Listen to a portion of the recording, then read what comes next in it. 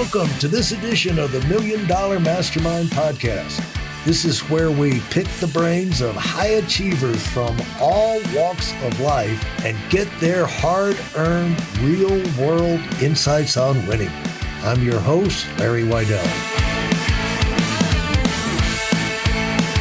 Well, I like to point out to people, and I just kind of bore the hell out of people with this thing about something that's informed my thinking in my life as phrase, and I don't know where it came from. You got to be specific to be dynamic. And it just shows like where that applies in paintings. I find that when I'm working on a painting, most of the time you don't know what it's going to be. And then somewhere in there, it'll start to tell you who it is, what it's going to be. But the quicker you can get to the point where you know what you're going to call it, the quicker you can really turn it into something special. I don't know if that applies in writing songs, but it's like when you have a name, there's an identity to it. And when you're communicating concepts, you've got what's winning for you in this particular situation is you were able to come up, even though it was a struggle, with naming something that everybody struggles with and just giving that name, that category out there, and that definition allowed people to do what you did, crystallize a whole lot of other thoughts. Right. That's what I love about it. And once you crystallize, it's like all the rays of the sun. It's like I used to say, all the rays of the sun are available for everyone. But if you take a 4-inch magnifying glass and you take that anywhere in the earth where you can get sun power and you can put it on a spot, you can start a fire. Right. And so that's the whole thing about being specific. But a lot of times we're like, what is it? What are we going to call it? But that is worth the struggle to get it because that sets you off on a whole new adventure. And when you got that, how did you proceed after that idea, that phrase, that concept jumped in your mind? What did that trigger? Well, actually, it was the process that triggered the phrase, not the other way around. Right.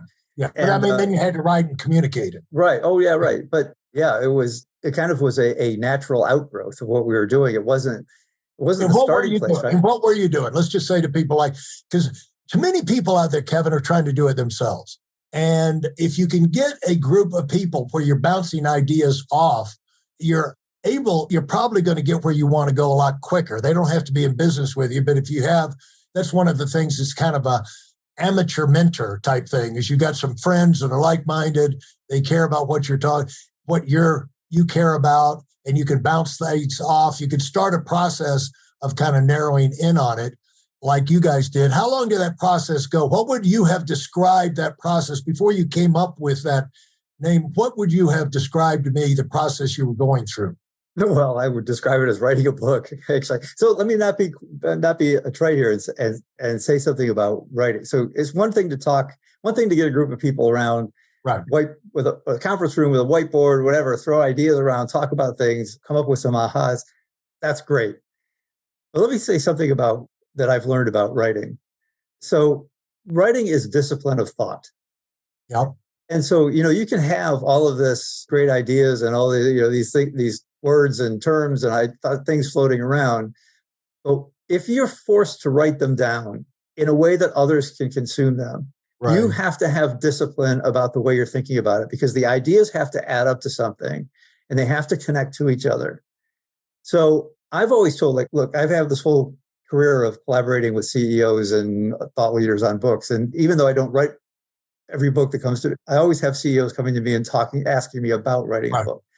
And one of the things I always tell them is you will be a better person and a better thinker just by having written a book, because it will make you take all of your theories and your disconnected ideas and put them together into something that's holistic, because that's the way a book has to be. And by the way, about this whole thing about writing, when we write in Play Bigger about category design and how to do this, what we're telling companies and the way we practice this is that the most important single outcome, after having all the discussions about what your company is really doing, what problem you're really solving, what should this category be called, having all those discussions, the main product is something we call the POV. It's not long. It's maybe 800 or 1,000 words. It's a narrative story that tells the world why this problem exists, how it should be solved, and why this particular company is the one to solve it. Basically, that kind of format. Yeah. And if you are forced to write that down in really clear language so that you could hand it to anybody in your company and they will understand exactly what this company's all about. You could hand it to any partner and they would understand exactly what this company's all about. And you could tell the public and they'll understand exactly what you're doing. That is the most important single thing you can do. Because if you do that, then you have a common way of talking about everything else that you do, whether it's the sales decks you put together, whether it's the instructions you give to the product team, whether it's the way the marketing department goes out there.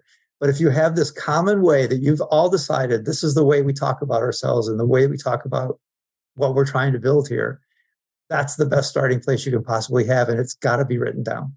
Well, and without that, it's hard to have this anything closely resembling the same kind of unity on your team. And it's where they understand what they're doing and why that's important to what the company's doing, how they fit in and why there's value behind what they do. But when you can explain to people what your company is all about, not only other people can understand, but the people who work there, it helps keep them on track and keep them focused, and makes that a lot easier for management. You're not absolutely. It's person remind them, remember now, this is what we do. It's like we have one of the things we found as we've done this in practice is that it creates exactly what we're talking about. To use a word, alignment. It creates alignment inside of a company, and not only that, but it becomes the foundational document of a culture. Yeah. And the other thing that happens is once you have that, you talk about employees who are not on board with that are going to leave. And you want that to happen. Right. And in fact, other people who are out there, other talented people who understand what you're about, who do believe in that, right, are going to be the ones that come to you and say, I want to work there. And so it's going to help you. It's going to help any company essentially sift its culture to the point where it's got a bunch of believers on board. Yeah. That are going to really help it carry out what the mission is that it wants to do.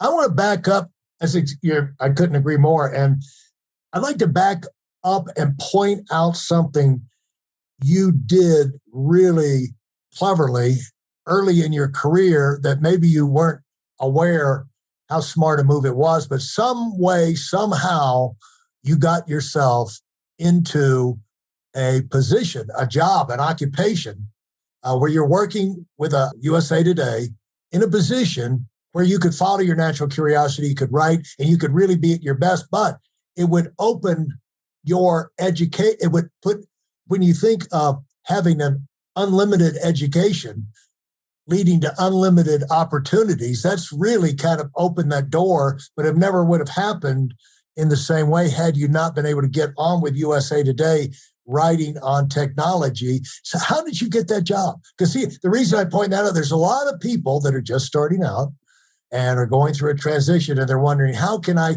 position myself as a next step that would really help give me advantages for propelling myself on where I want to go after that?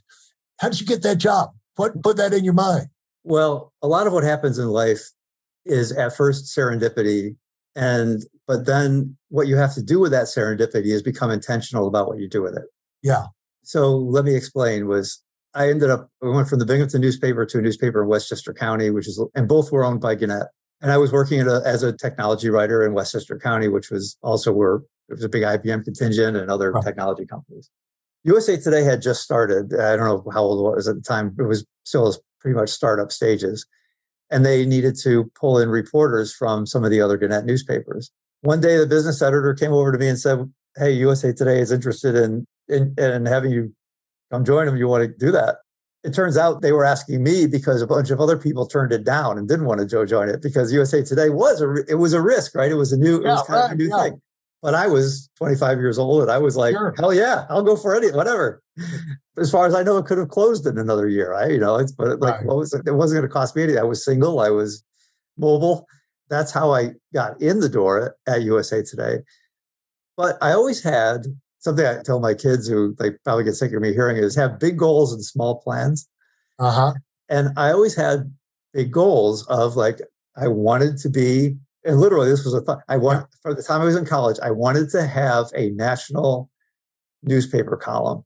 Uh-huh. and I wanted to write a book. Those were two big Yeah. goals that I had in my head. Right. I didn't know how I was going to get there, but I was going to try to do whatever I could to Right. get there. And so this serendipity of landing at USA Today. And I started as a reporter and as a writer, and I knew you had to sort of win your way to being a columnist in newspapers because that was kind of a special position. And I worked at it. I mean, once I was there and I had the opportunity, became very intentional about trying to get to that point where they asked me to, be a weekly columnist. And that gave me a whole platform that was then my own. I could decide what I wanted to write about, which meant I could decide who I wanted to talk to, what interesting things were out there. And that in turn led to that, your point about my curiosity, is I could follow my curiosity wherever it wanted to take me. Yeah.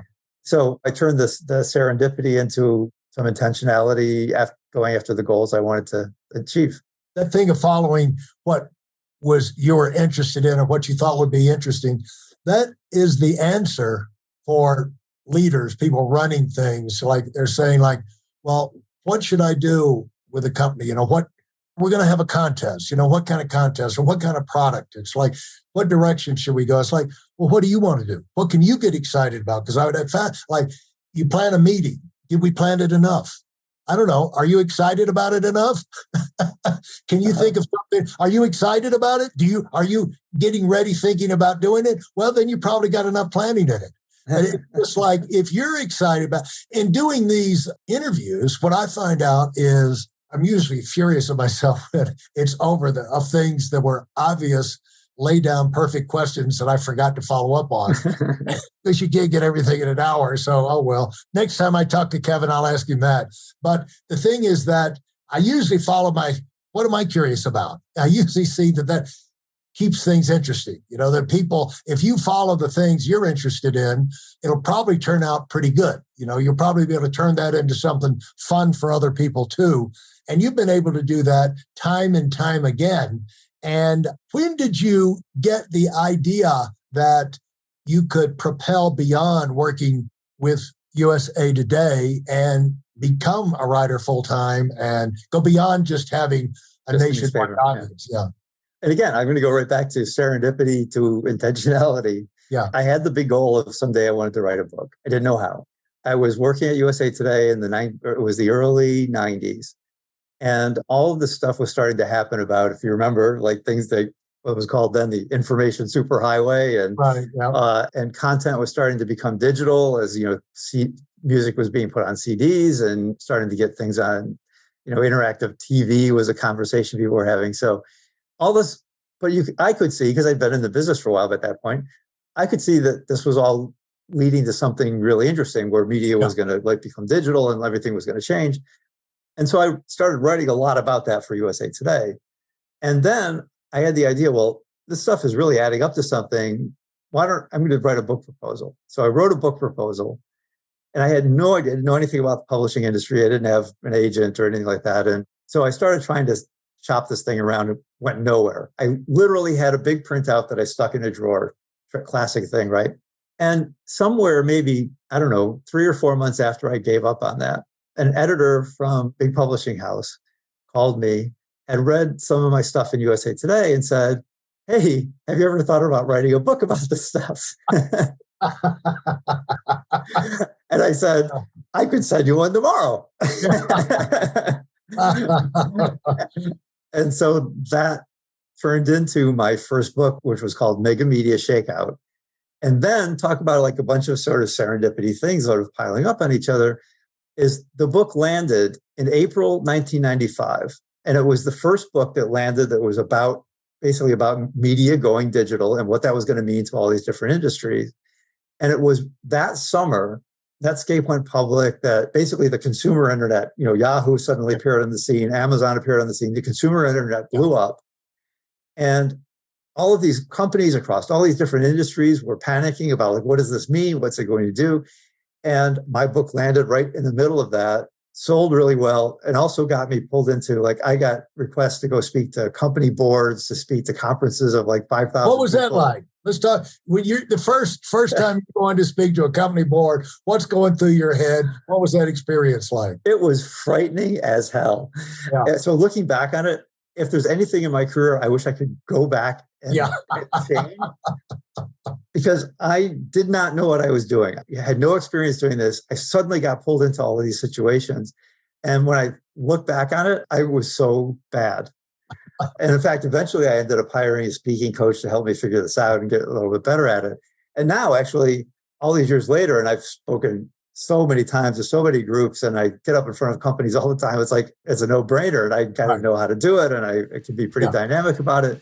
Oh my God, I was so bad at it back then. And I'm sure I completely screwed up opportunities I could have had.